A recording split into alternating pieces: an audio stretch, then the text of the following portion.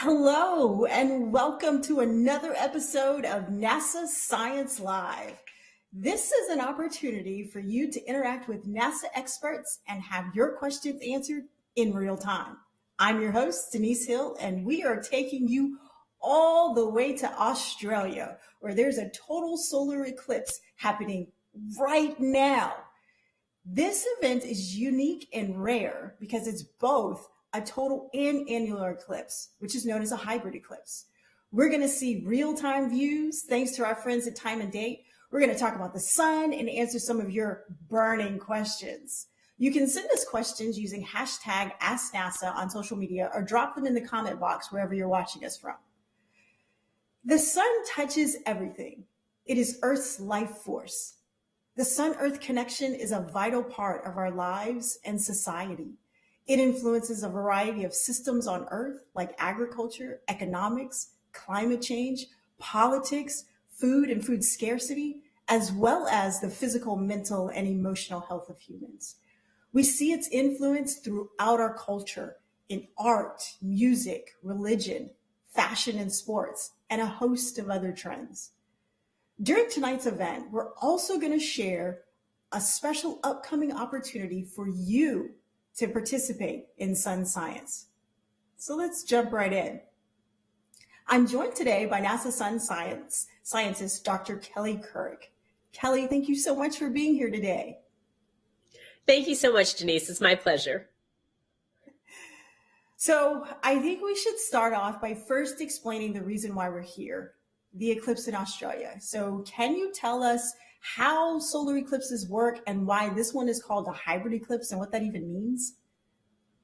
Definitely. Yeah, let's get started. So what a solar eclipse is it's an alignment and a dance between the moon, the earth, and the sun. So the earth and the moon is in between the earth and the sun and casts a shadow on the earth.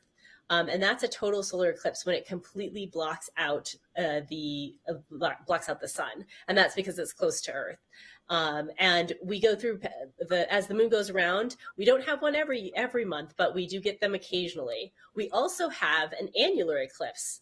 And an annular eclipse happens because the moon doesn't stay in a perfectly circular orbit. It sometimes is a little bit further away. So it doesn't completely block out the sun. So it leaves this ring of fire around the sun, like in the image that you're seeing here, in that annular eclipse.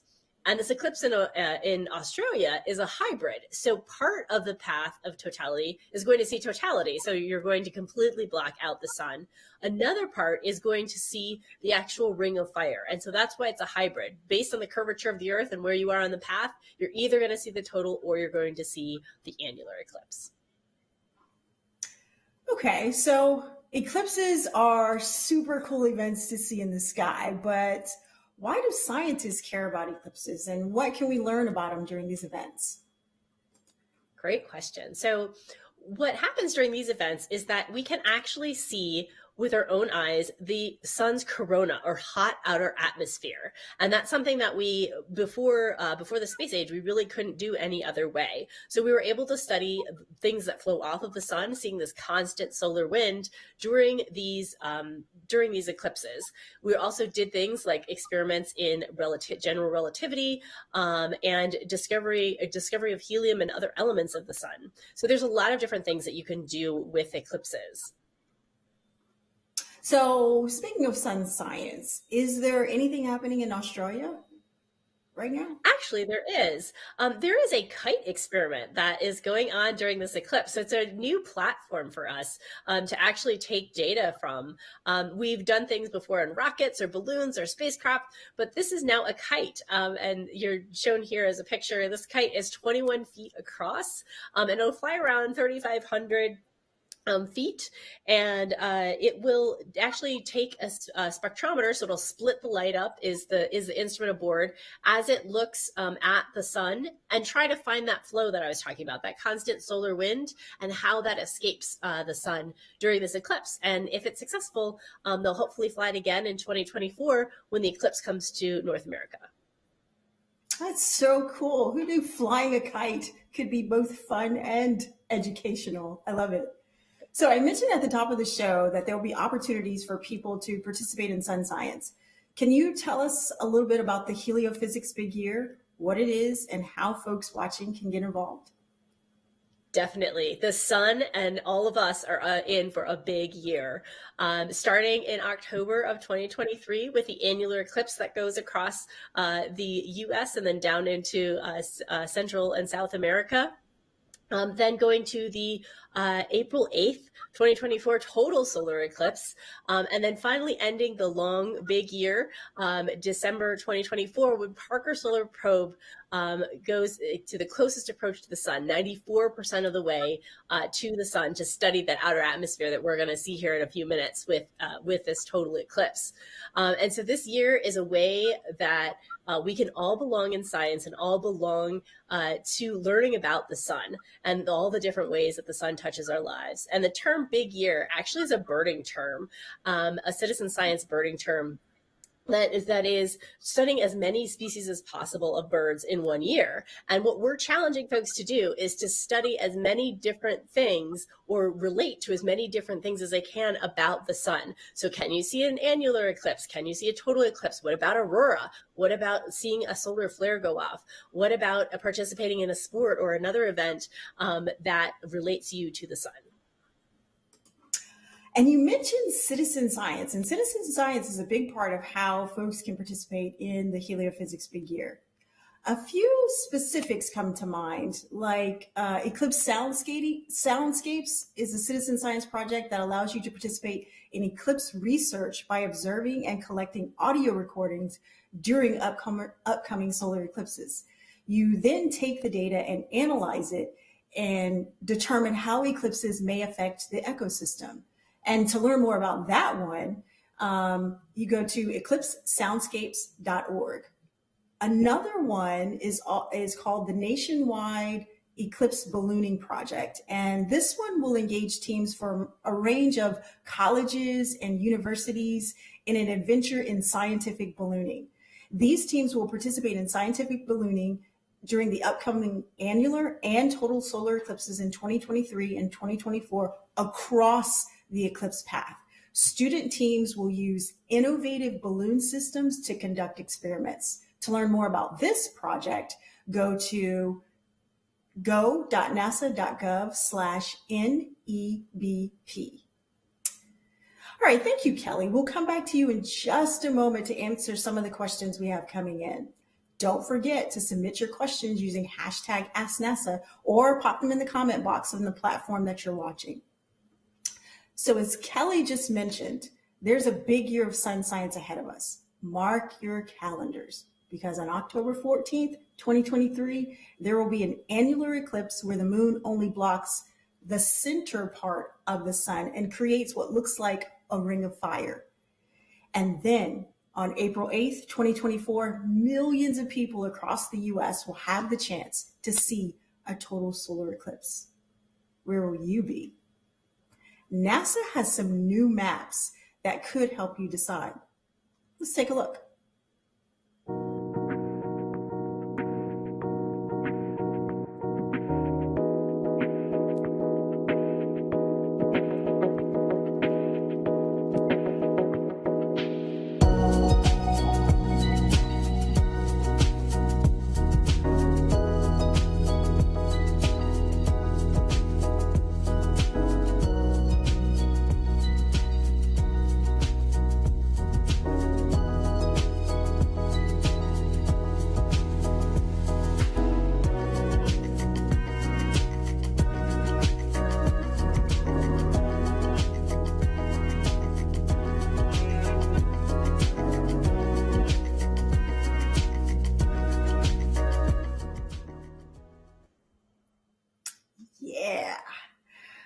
I am so excited for these upcoming eclipses. And truth be told, I've never seen a total or an annular eclipse. But for the annular eclipse coming up later this year, I know exactly where I'm going to be. I am going to be in Albuquerque, New Mexico, and I am so excited. So to take a closer look at the NASA eclipse maps in more detail, you can visit go.nasa.gov/US eclipse maps. Let's chat with a NASA expert who is in Australia right now for tonight's solar eclipse. We are joined by planetary scientist Dr. Henry Throop. Thank you so much for being with us, Henry. Hey, thanks for having me here. So you're in Australia right now. Can you tell me exactly where you are? So I'm at Exmouth, Australia, which is in the Ningaloo Peninsula in Western Australia. This is a really remote region of Australia. It's a long way from the closest city, Perth, closest large city, Perth, which is itself a very remote capital city. So there are thousands of people down here who have made the trek all the way out to Exmouth, waiting for this for totality, which is going to be coming up here in a little more than an hour. A little less than an hour. That's so cool. That is so cool. I see a ton of equipment back there. Do you have anything with you, and what are you going to be doing? So I have a solar telescope here myself. I'm going to be watching the sun as it disappears in H alpha, which is the wavelength where you see a lot of the activity of the sun. You see a lot of these features on the sun, both on the disk itself and off to the side. There are thousands of people here with their own telescopes, recording the sun, taking pictures of it in various ways. But most of the people here are not scientists. They are fans of the sun and are here for the excitement of being here at the eclipse. There are thousands of people who've been coming in all morning. Let me just give you a little tour of the site here. You can see going here. We are right next to the ocean here. A great place for seeing whale sharks. We're not going to see those today because everyone here is looking at the eclipse instead. And you can see all the thousands of people behind us there. That is awesome. I am so jealous right now. That looks so awesome. Okay, we're going to let you go so you can go enjoy the eclipse and see it firsthand. Thank you so much for joining us. So here's a question.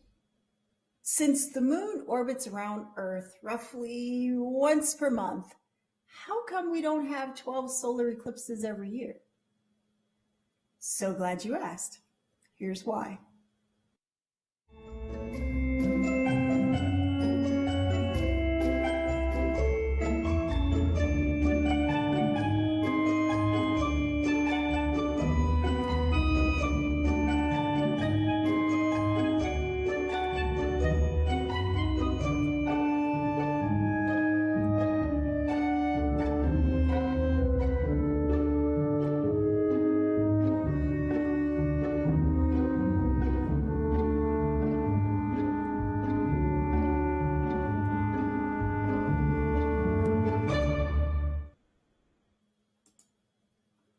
All right, so many of you watching have questions about the sun and about eclipses. So let's get to some of those now.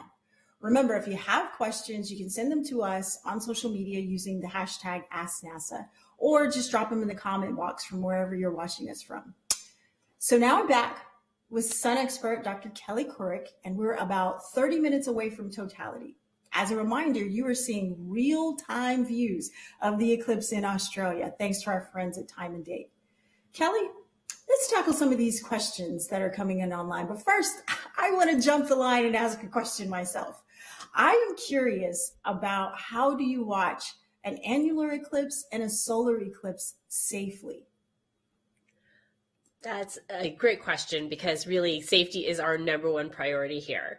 So for the annular eclipse, you will always have to use a pair of solar viewing glasses. These are not sunglasses. There are specific glasses that are made to a certain standard so that you can look at the sun through the annular eclipse. Or you could make an indirect viewing device, which means that your back is to the sun and that device is in front of you, whether that's a strainer, like a kitchen strainer, or even your hands. You can make a strainer this way and project the image of the crescent moon on or the ring of fire onto a wall or a floor, things like that. For the total solar eclipse, whenever the sun is only partially eclipsed, you must again have those glasses, the safe eclipse glasses, not sunglasses, to watch, or the indirect viewing method. And during totality, we want you to be able to look directly at that corona, directly at that sun's corona, the beautiful atmosphere that we study and that really flows out towards us and connects us to the sun. So that's how you safely view an annular and a total solar eclipse. Okay, so I think I got it. So for an annular eclipse, eclipse glasses the entire time or indirect viewing method the entire time. And for a total solar eclipse, glasses, indirect viewing until totality, and then back to glasses, indirect viewing. Exactly. Got it. You got it. All right. Our first question from viewers online is from Mitsuhari Ida. And if I mispronounced that, please forgive me. On Twitter, she's asking, why are some eclipses longer than others? That's a really good question. And it does have to do with how they line up. In the video that we saw just a little while ago, to get the eclipse, you have to have the moon and the sun and the earth in that direct straight line.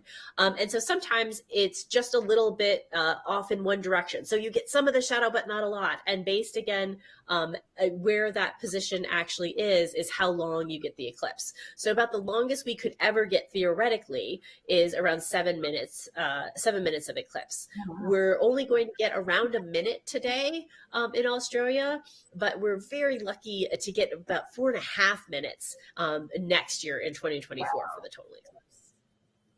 Excellent. So looking at what we're seeing now, can you tell us what it is we're seeing, what we're looking at? Yeah, so right now what we're looking at is the yellow or the white ball is the sun. And we have the black crescent on the bottom is actually the moon's shadow going across, or the moon's disk that you see blocking out the sun. So we've already made what is called first contact. So when the first looks like there's a little bite taken out of the sun by the moon. And we're moving through towards what will become the second contact, which meaning that disk of the moon will touch the other side of the disk of the sun. Wow, that's amazing. It's absolutely beautiful. All right, so let's head back to questions online. Prince Z on YouTube asks, how many times does this happen and how long does it last? And what impact does it have on our planet? So let's take that one at a time. How many times do total eclipses happen? So there is a solar eclipse about every 18 months. Somewhere on the earth, but the earth is large and there's a lot of bodies of water. So sometimes it's over water and not land. So it's relatively common, every year and a half. But in one place, it averages around 375 to 400 years to get one in a specific place. So it's special to have it in your place. And you could probably find one if you flew somewhere in the world every 18 months. Okay. And how long, you kind of answered this, how long they last. And if you want to elaborate on that, talking about like the different time frames that you mentioned before. Yeah, definitely. So they can last anywhere from a few seconds or a minute to actually, up to 7 is the 7 minutes would be the longest one, but that one's not going to happen for quite a long time. So really, about 4 minutes is 4.5 minutes we're going to see along the path in 2024. And is there any impact of eclipses on the planet, on Earth? Definitely. So we actually use them as a scientific study, both here and elsewhere. So when you're experiencing a total solar eclipse, and this is one of the things that, as beautiful as this image is, it can't quite capture, is it's a full body experience. So it becomes cooler. So there's a temperature change. It also gets darker. So animals that normally go to sleep at night go to sleep because they think it's nighttime, and then they wake up after the sun comes back up. So a rooster would crow, or crickets would chirp and stop chirping, and all of these things. So it does have an effect on the Earth, and we're actually using it also in 2023 and 2024 to study the ionosphere, or layer of the atmosphere, where we actually use for a lot of communications, and how that instant day-night shift. We're actually using it as a way to study that effect on Earth. That's awesome. That's amazing that it does have this impact and that animals and nature responds. I think that is so cool. Okay, so next question. Tunisia Tucker on YouTube asks, these really seem rare. So when is the next hybrid eclipse?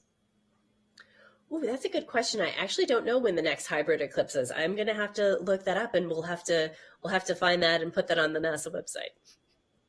Do you know how rare they are? They do tend to be a little bit more rare than the total or annular eclipse, because I think they have to happen at just a certain kind of geographic location. So they're a little more rare than the total or the annular. Carolyn Craig has a great question that I also have. So, like, what equipment do we use to determine when an eclipse like this is going to happen, and how far in advance are these predictions made? How far in advance can we predict when an eclipse is going to happen? That's a great question. And because we understand the orbital dynamics of the moon and the sun and the earth, we can actually predict them out very far. There are maps of, hundreds of years, if not thousands of years of data, because you can project where the sun, the earth, and the moon will be. And so we rely on that predictability. And actually, in millions of years from now, the moon will be moving away so that it will not be able to actually do eclipses anymore. But that's really a long time away. But eventually the moon will not be able to cover. Yeah. That is so we can fascinating. A long time. Oh, wow. That's really cool. Mickey Manoia on YouTube asks a question you kind of already answered, but I'd love for you to elaborate on it. It's about like nature, and it's like, will the birds go silent? And do we know why? Like, what do they think is happening, since it's only for a short amount of time? Right. So it's for a short amount of time, but you kind of have a somewhat normal lead-in to nighttime. So when you're experiencing a normal nighttime, the sky gradually gets dimmer. You start to see with a sunset maybe a pink or orange or beautiful colors, and so you know how to kind of get ready for bed, or get ready for it to be nighttime, and so it's not it's. The light is eerie, actually, as you go into the solar eclipse. It's not quite the sunset, but it has some characteristics of the sunset. So I'm not an animal expert, but I would guess that they would just sense that it is the same kind of characteristics of nighttime. So, okay, let's get ready for bed. And then suddenly the sun comes back up and they're like, well, yes, that was the shortest nap ever. I love that analogy. That is amazing. And it makes sense. Kevin Boaknight on Twitter asks, does it go completely dark during totality? It gets very, very dark. And like I said, that the light is very eerie. When I saw my first total eclipse in South Carolina, it was definitely that like gray, dark around the eclipse. And then there was this eerie all around the horizon, like orangey light, much like a sunsetty type colors. So it was very eerie light, and it is significantly dark. Oh, that's excellent. I'm so looking forward to it. It just sounds so artistic and creative and amazing. This is a good one. So Mike Meck on Facebook is asking for us to go in a little bit more detail on actual safety and eye safety on the glasses during the eclipses. Great. So like when you were talking about, thinking about like in Australia, they're having both a hybrid and a total eclipse, so annular and total. So can you talk about the differences and go through that again? Right. So where our friend Henry was, they will have a total solar eclipse. So right now it's partial. The view that you're seeing from time and date is a partial eclipse. And so at that point in time, you must have your safety glasses on. Your eclipse glasses must be on, or again, indirect viewing method, one of those two things. So Henry right now should only be looking at this through safety glasses. And then once it becomes total, he can take them off and be able to look at the sun and look at the corona and see what it's doing. I'm very interested to see what we're going to see. And then once he knows that it's going to, the moon is moving back and you're going to see more sunlight, that's when you have to put your glasses back on for the total. Now, if you were to go kind of a little bit further along the path of this eclipse, that is where you're going to see the annular eclipse. So they're actually not going to get an annular and a total in the same place. They'll get a total in this place, but then further along the path, it will become annular because the curvature of the Earth is then making the moon just that slight farther away. So it just, again, doesn't block out the whole entire sun. So those people who are further along the path of this eclipse who are getting the annular must keep their glasses on the entire time. So they will not be able to see the corona themselves. Okay, excellent. Thank you for clarifying. Adam F. on Twitter asks, how wide is the path of a total solar eclipse in general, would you say? Right. In general, it could be normally around a couple 100 miles or 100 miles. So I think it's 150 in 2024. So yes, it's about that wide. It's not super wide, but it's a good distance. Okay, next one. Sunrit Ghosh on YouTube asks, so this is a hybrid eclipse from Australia. So in Australia, it's a total eclipse. Where's the annular eclipse taking place? Do you know? Do you happen to know? It is, I think, Papua New Guinea, like as you go up the path of totality. So I don't have a visual of the path right now, but yes, as you would go further up the path, you would see something again much more like you see on the right to the annular eclipse, that ring of fire. Okay, so, and this is a really good question. So Bray Kimberly on YouTube is asking, are there special cameras or lenses made for cameras to record solar eclipses? There are, and this is another thing that we have to worry about with safety, or at least plan about for safety. And so we don't want to just use our glasses with this. So there are special filters for telescopes, binoculars, cameras that you can get. You can research and find appropriate filters to put in front of those at the entrance of the sun. So we don't want to use our glasses in this case. We want to use specific things designed for telescopes, phones, or binoculars. Excellent. Okay, Mohammed Elma on YouTube asks a question about the geometry of eclipses. So why is the sun and the moon, from our perspective, exactly the same size? That's great. And it's a matter of distance and size. So the moon is the right distance away and the right size because the sun is bigger, but it's so far away. So it's 93 million miles away versus the moon being much closer. So it's the same that I've been explaining it as the fact that when you put your hand right up in front of your face like this, you can black out almost and see everything. So the moon's just that close, where if you put it further away, you can see, around it and everything. So it's just the fact that the moon happens to be the right size and shape and then very close. And so that's why it's able to black out the whole huge sun. It's all a matter of perspective, I hear you saying. Yeah. All right. Adriana Lazar on YouTube asks, why is the annular eclipse called a ring of fire? And then she also sends us love from Arizona and says, we rock. Yay! I love Arizona too.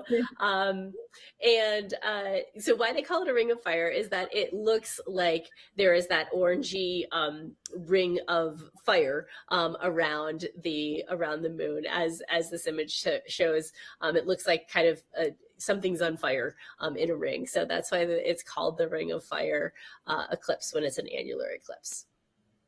Right. So the sun is not actually on fire. There's no actual fire. It's just describing what it looks like, is what you're saying. Exactly. The sun, yes, the sun is safe.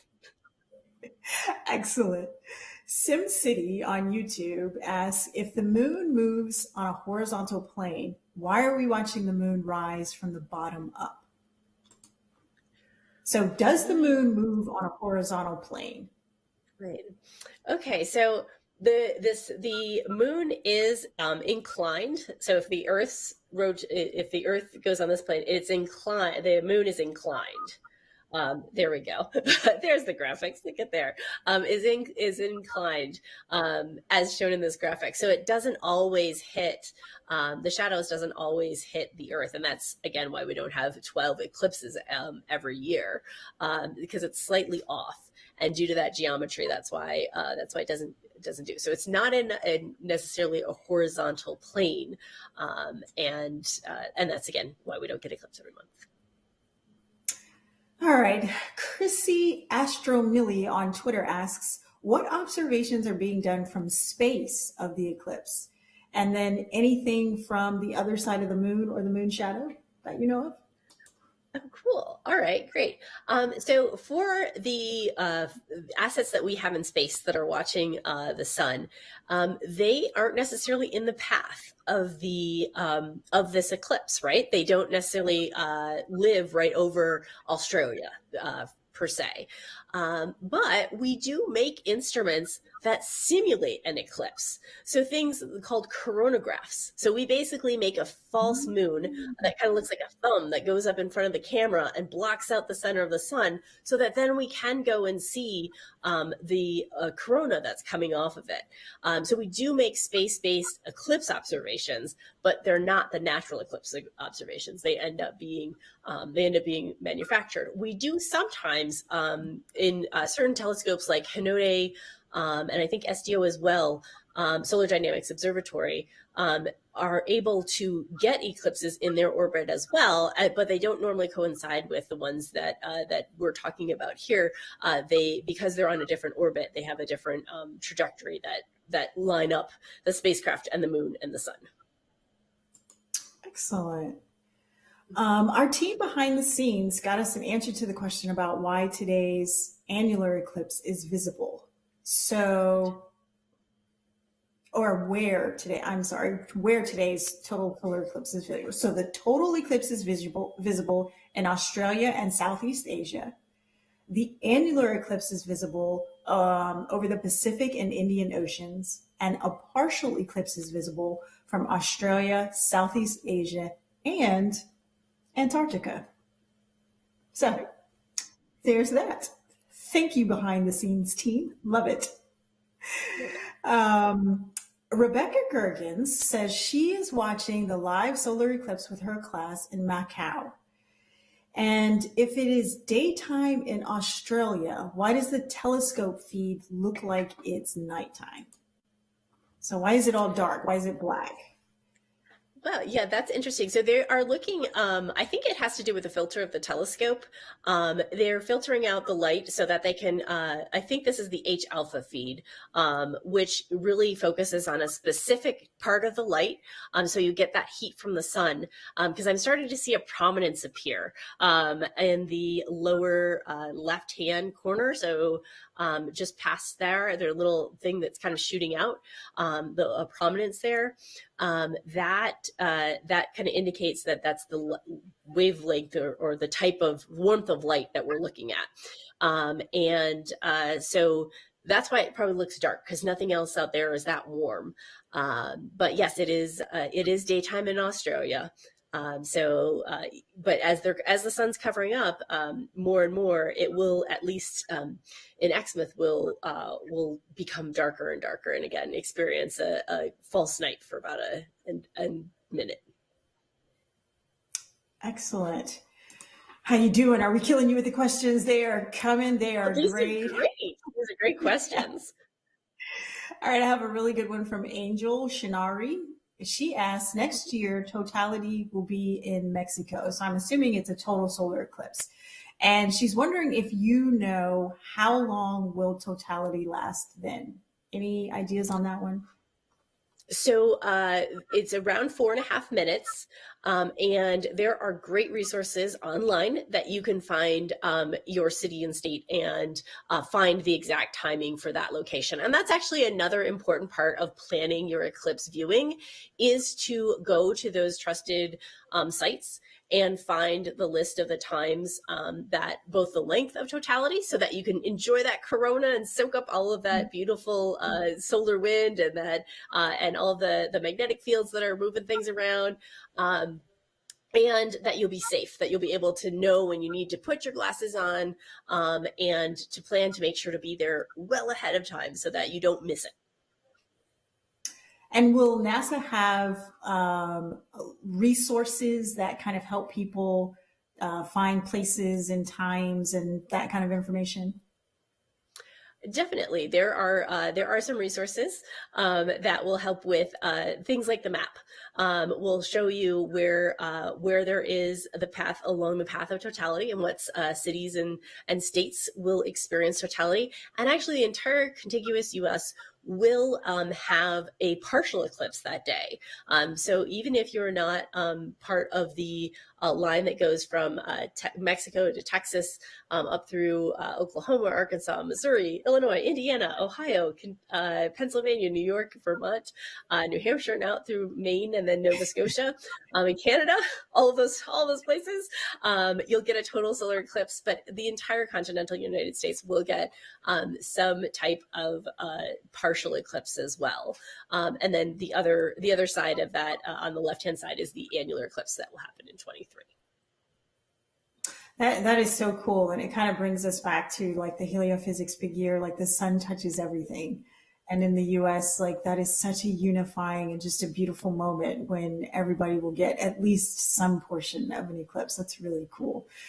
Before we pop to the next question, we want to thank Time and Date for this amazing feed that we're watching. And we're watching it live. We're watching the magic happen live. I'm so excited. Let's go to a next one. Mortz730 on Twitter asks, what changes the duration of totality? So what makes it different? Right. Again, it's all about geometry. So it's all about where your place in space. We all belong here, and the place in space does matter. So depending on exactly in the orbit of the Earth and the Sun and the Moon and how they line up, is how long you will get totality for. In this case, how it lines up, and because it's at a place where the moon shadow is moving very quickly, it only lasts for around a minute. When you're closer to the equators, it takes a little longer to move across that land, so it goes a little bit slower. You can get a little bit longer durations, and then again, it's all about that lineup between the Earth, the Moon in the center, and the Sun. And so as it goes around, it will create, different lengths of time in the eclipse. Oh, that makes sense. Yeah, that's a great explanation. Nat A on YouTube asks about eye safety. So what happens, or what could potentially happen, if we look directly at an eclipse or look directly at the sun? Right. So looking directly at the sun, which you should never do, would cause the back of your eye to burn in the image of the sun. And so you would have a blind spot in the area where you had viewed the sun. So it is not advised to do this. So make sure that you have your safety glasses or an indirect viewing method if you don't have safety glasses, in order to make sure that you can safely do this and safely see afterwards. Yes. So the takeaway is be safe. Got it. Love that. The Plastic Effect on YouTube asks a really good question. So are lunar eclipses or solar eclipses more common? Is one more common than the other? Oh, that's a good question. Wow, I have never thought of that. I was like, oh, you just put that on me, because a lunar eclipse happens when the Earth is blocking the sun from the moon, and so that is why you're getting that darkness or that eclipse. Is it more common? I think it is, but my brain is not functioning. Maybe we need some behind the scenes, some behind the scenes phone a friend. I love it. The plastic effect. You may have stumped NASA scientist.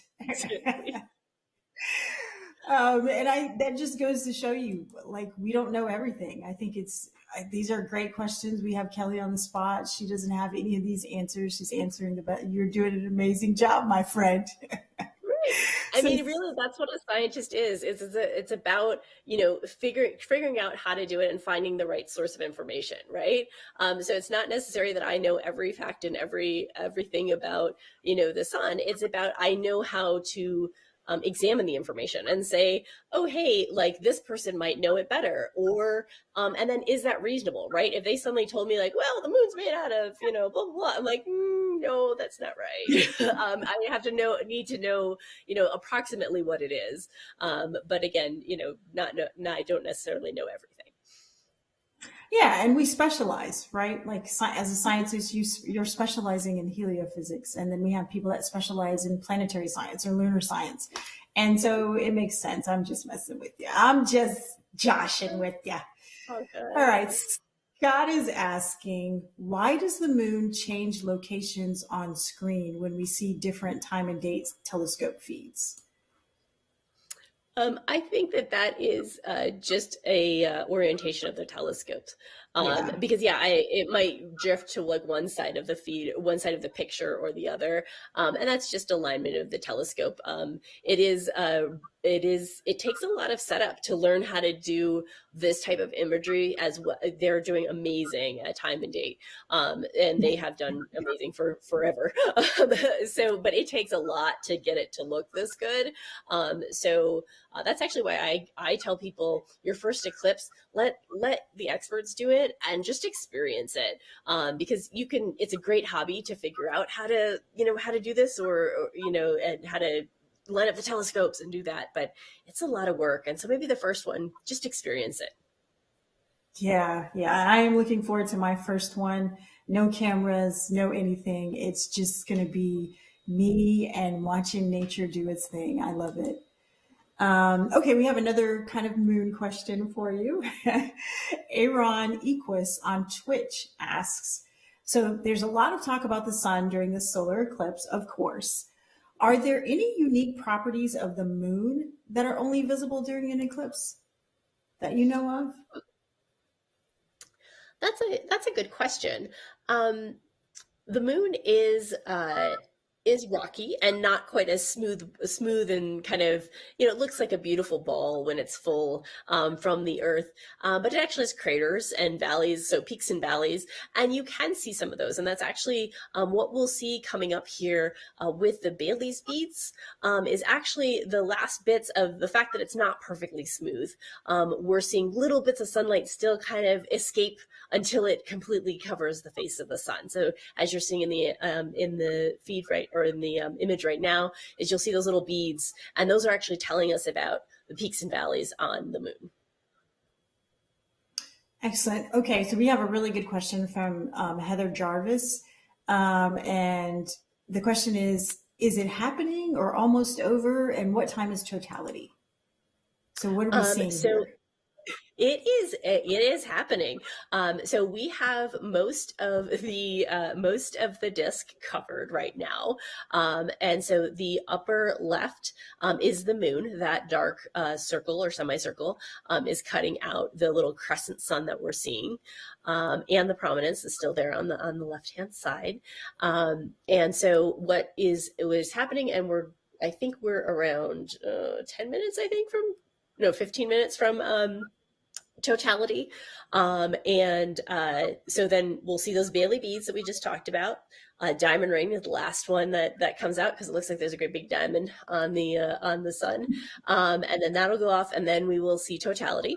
And that's where we would take off our eclipse glasses if we were there, and kind of bask in seeing the corona and experiencing the whole thing.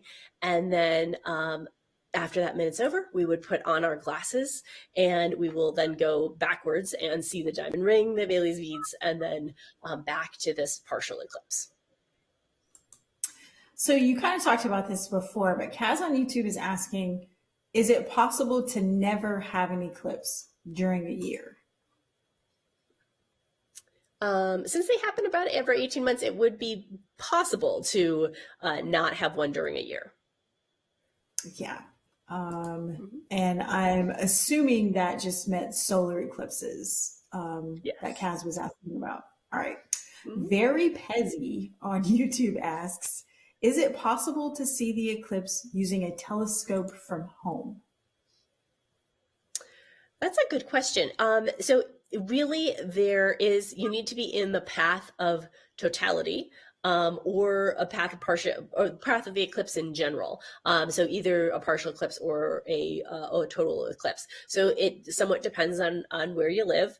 Again, if you're in the US, you will see one in 2024 or 2023. So hopefully, yes. And then if somewhere else, we can find resources online to see when the next eclipse is going to be in your area. Excellent. Our folks working in the background, you guys are geniuses. So for the question asking if lunar or solar eclipses are more common, we have a little bit more information for you. Lunar eclipses and solar eclipses are about equally common. They usually happen in pairs. So a lunar eclipse will usually happen 2 weeks before or 2 weeks after a solar eclipse. However, more of the Earth will be able to see a total lunar eclipse than a total solar eclipse. So they may seem more common in one given location. So thanks for that. Yeah, that's great, because I think that's what I was thinking, is it's more common to be like, oh yeah, you can see a lunar eclipse, than a solar eclipse is a much more narrow path because the moon's smaller. Yes. Okay, great. Excellent. Yeah, that was Thanks. a really good answer. Thanks for the clarity on that. Willie D on YouTube asks, what kind of gravitational pull does this kind of event do to the life on Earth with celestial body alignments? Are there animals and plants that react to this event? Thanks. Okay. Oh, that's great. So animals and plants do respond to this event in general. Again, from what I understand, is much more from the actual visual or sensory of the darkness that they sense, rather than maybe direct gravitational pull. But maybe that's a study that you should propose. That what's the effect on animals for gravity? I think it's my sense is that it's more from a visual sense than a gravitational sense, that there's an effect on animals. Gotcha. Okay, that makes sense. Susan Stalker asks, do solar flares interfere with technology here on Earth?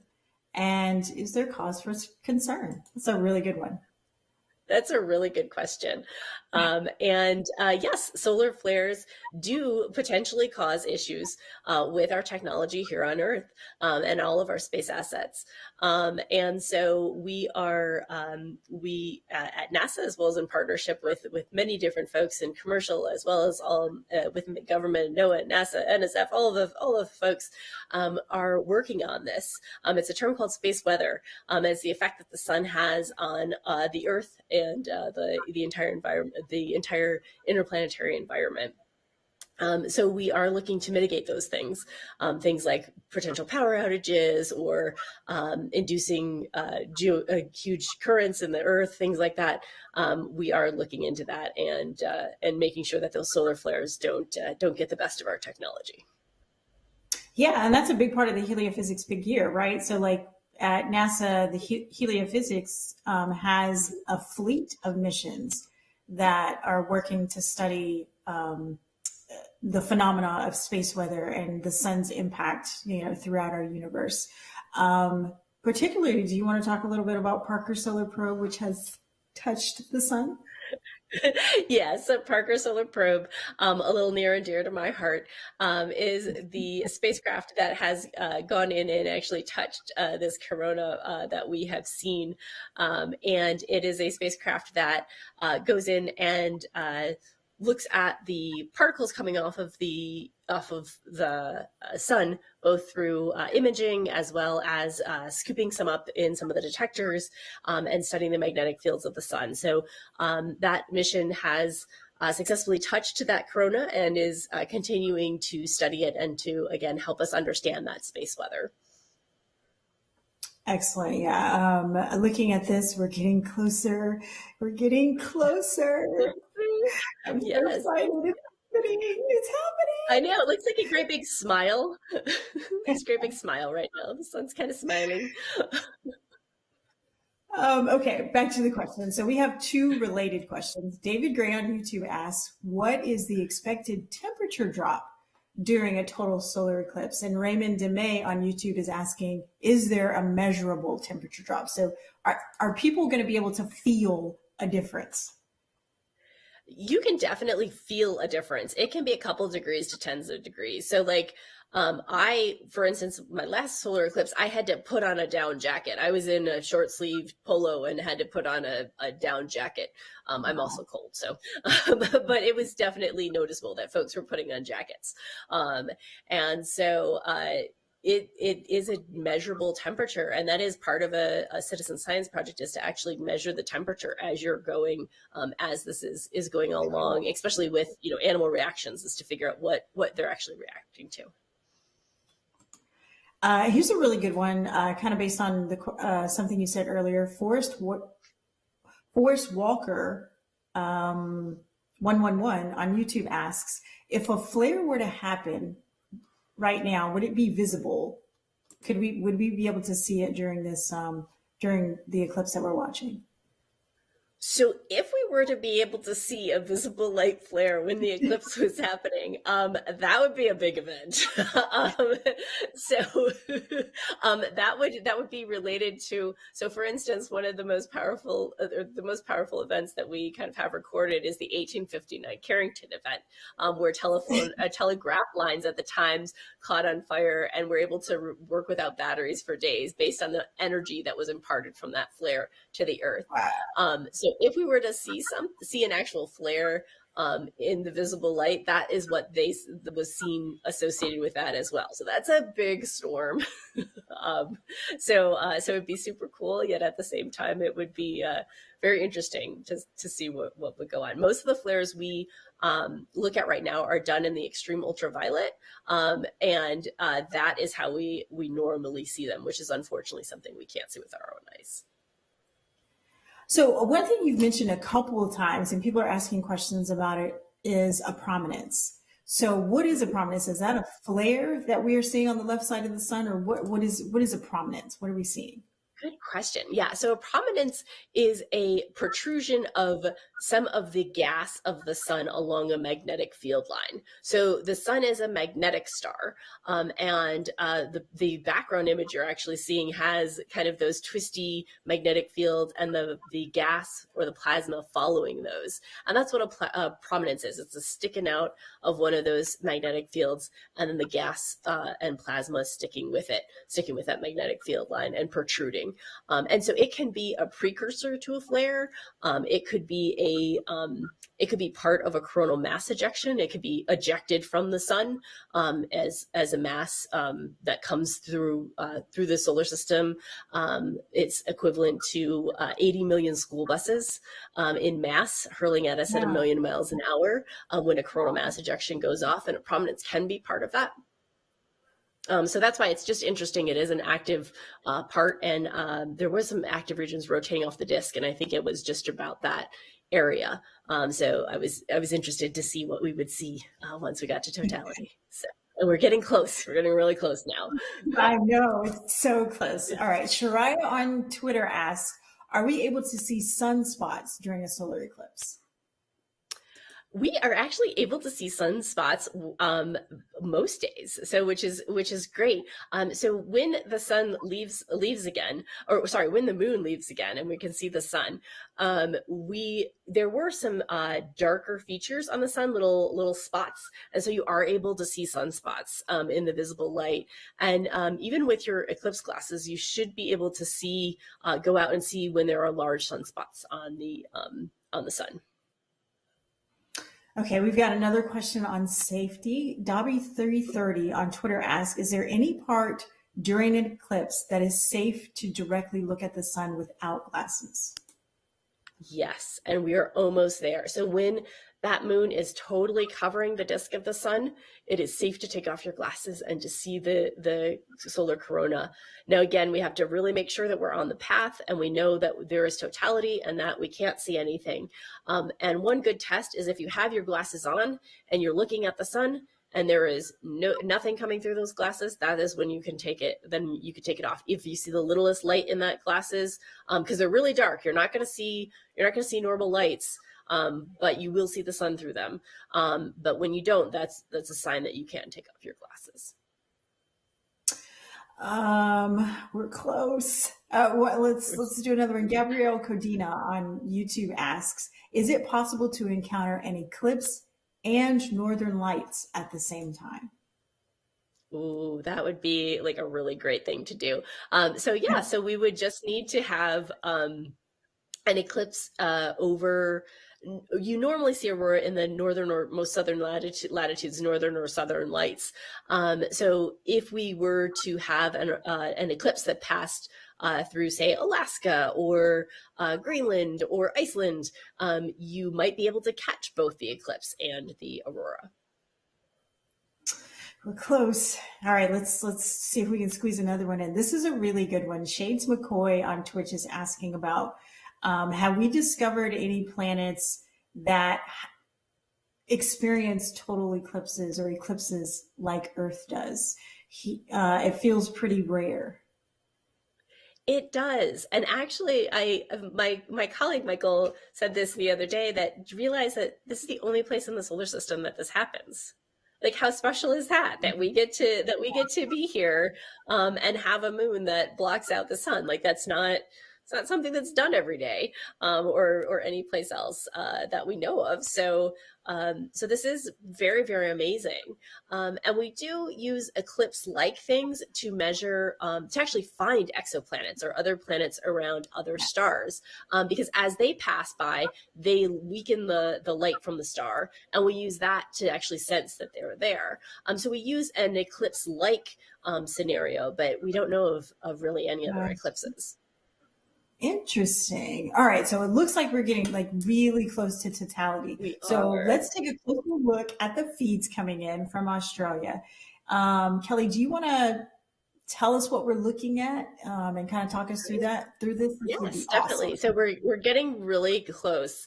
So the dark upper left-hand side, you see the moon, and then that little sliver is still the sun, and then the prominence, again, that little stick out of magnetic field and plasma is at the left. It looks like a little jet maybe coming off of the sun.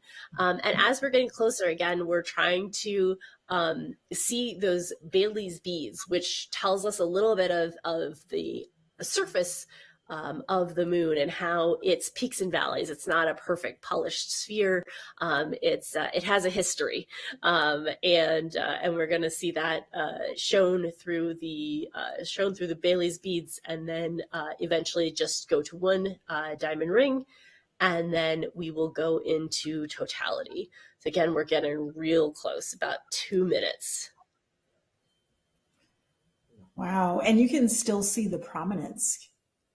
You can see the prominence more and more. And I'm actually seeing a little bit of something also almost directly across from it.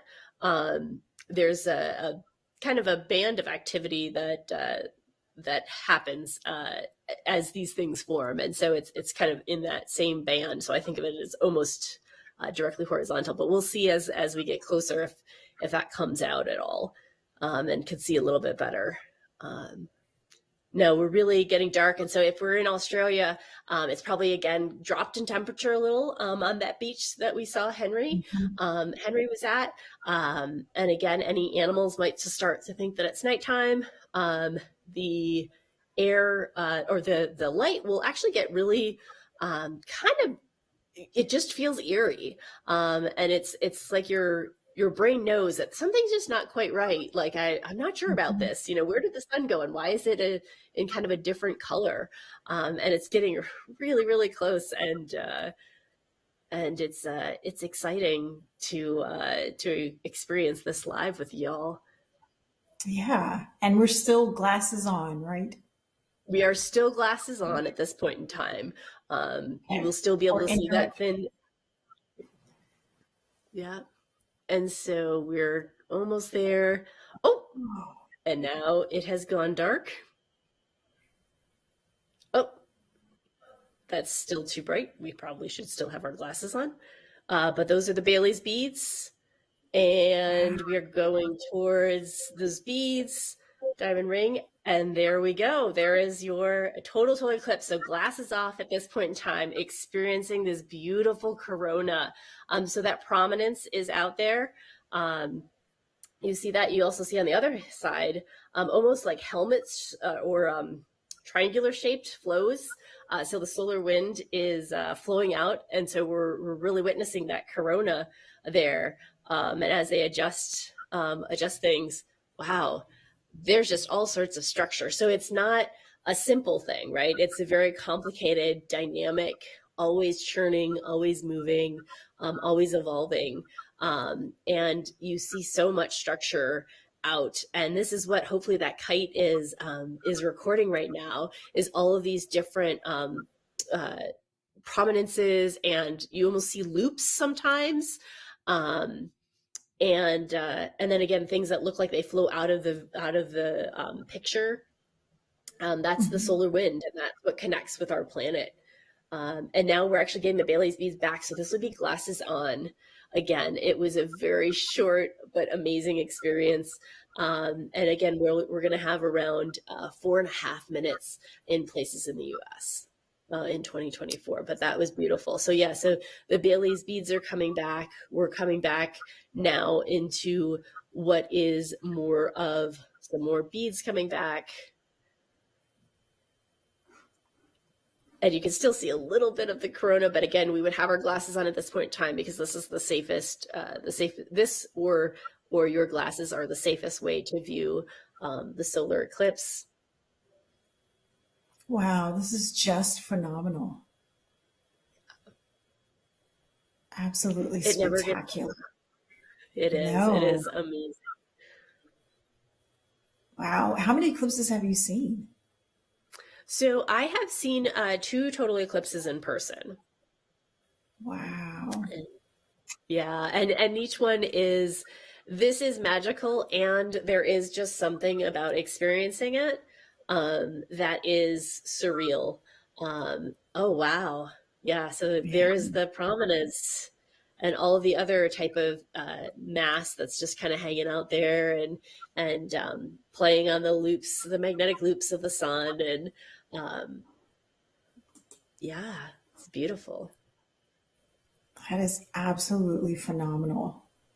Yes, and this activity kind of picks up as we go towards solar max. And so with predictions right now, solar max is somewhere between 2024 and 2025. So we could have a very active and really structured and a lot of different things on the sun as we have our total eclipse in 24 and our annular eclipse in 23. So can you talk us through that a little bit? So you're talking about solar max. So the sun has cycles, the solar cycles. What's the difference, and what does solar max mean? And yes, yeah. So the sun has cycles in its magnetic energy. What happens is basically the magnetic fields get twisted, and then suddenly they have to just break and relax. And so the minimum is when they're relaxed, and the maximum is as they are getting more and more twisted and more energy to blow off the steam through coronal mass ejections. Those, again, 80 million school buses racing towards us at millions of miles an hour, or the solar flares or the energetic particles that the sun gives off. And so this cycle, that going from that really relaxed magnetic field to really tense, it takes 11 years to complete. So you end up going around 5 to 6 years to a maximum, and then back to a minimum, and back to a maximum again. And we're headed towards a maximum in 2024, 2025. And so that's, again, we're going to have a lot more activity, more flares, more coronal mass ejections, and those energetic particles. Well, okay, so let's keep watching as we take a few more questions. Here's a really good one. Aaron Polito on YouTube asks, "What useful data does NASA get, and what do they do with it from observing eclipses?" That's a great question. And we take all sorts of different data during eclipses. There will be an announcement soon of things that we're specifically doing for the 24. But for instance, for the kite that is flying in Australia today, there will be a spectrometer. So there'll be data from that, and that will all have to go into an archive for NASA and to make sure that's open and available to folks. So any of the things, any of the data that is collected from a NASA source will then be available to use for anyone shortly after it is collected. Oh, wow. Okay, and I've heard that eclipses provide kind of like a perfect scientific environment for taking measurements if we're trying to do certain types of measurements. Why is that? It is a really great environment in terms of we don't normally get to turn off the sun on things regularly. We don't get to snap our fingers and just turn night to day or day to night. So for instance, in 23 and 24, we will launch rockets into the eclipse and be able to study our ionosphere, which is a layer of our atmosphere where a lot of our communication signals go through. And if that gets disturbed from a day to night transition, we get to be able to study it very easily during an eclipse, because that's again like a very specific time where we know it's going to happen and we know it's and we can study those effects, and that's a very known time to do these things. So it's great to have as an experimental laboratory for us. Yeah, that's so cool. And I love that. Like we don't get to turn off the sun. That is so true. Okay, so an Arctic Floof on YouTube asks, once totality has happened, how long will it take for the sun and the moon to be back to their normal, and I'm using air quotes, positions? Right. So this will take about another hour or two to move the moon off of the sun, or the what will then be look like two separate things again. Okay. Road Call Life on Twitter is asking, does totality last longer in the middle of the path of totality than along the edge of the path of totality, or is it the same everywhere? So like, how does that work? How does that's a great question. Yeah. Yeah, and so in the very middle of the track is where it will be longest, and then it will be shortest on the outside of the track. So when we were looking at the map earlier, the very center is where you're going to get the longest totality, the very center line. And then as it goes out, you will get kind of less and less time in totality. And then once you're out of the track completely, that's when you get a partial eclipse, like a 90% or 99% eclipse. Excellent. Well, Kelly, that's all the time we have. Thank you so much for joining us today. My pleasure. Anytime. I'll watch an eclipse anytime with you, Denise. It's a date. All right. You can keep watching the remainder of the solar eclipse right here on NASA TV or wherever you're watching the stream from today. If you want to learn more about eclipses, visit solarsystem.nasa.gov/eclipses. And you can also follow NASA Sun on Facebook and Twitter to stay updated on the upcoming eclipse events and the latest sun science. Thank you all so much for joining us. We'll see you next time. The Heliophysics Big Year is a global celebration of solar science and the sun's influence on Earth and throughout the solar system, and we want you to be a part of it. We challenge you to participate in as many sun science activities as possible, beginning with the annular eclipse in 2023 and ending with Parker Solar Probe's closest approach to the sun in December 2024. Space is increasingly part of the human domain. By studying the sun's influence in space and its interactions with planets, we learn how to better protect astronauts and robotic missions from space weather, and to develop technology that protects the very infrastructure we rely on here on Earth, such as power grids and GPS signals. NASA's Heliophysics division studies the sun's influence on everything in our solar system, from the very core of the sun to the very edge where the sun's atmosphere meets interstellar space. We have 20 heliophysics missions that are operational and 14 more under development. The Heliophysics Big Year will highlight the work that we're doing to understand our star and to mitigate the effects of space weather. The Big Year is a concept that originated with citizen scientists in the bird-watching community. During their Big Year, birders attempt to observe and study as many species as possible during a calendar year, and we are challenging you to do the same with our sun. During the Heliophysics Big Year, you will have the opportunity to participate in many solar science events, like watching solar eclipses, experiencing an aurora, participating in citizen science projects, and lots of other fun sun-related activities. So please be sure to look out for opportunities to be part of our Heliophysics Big Year.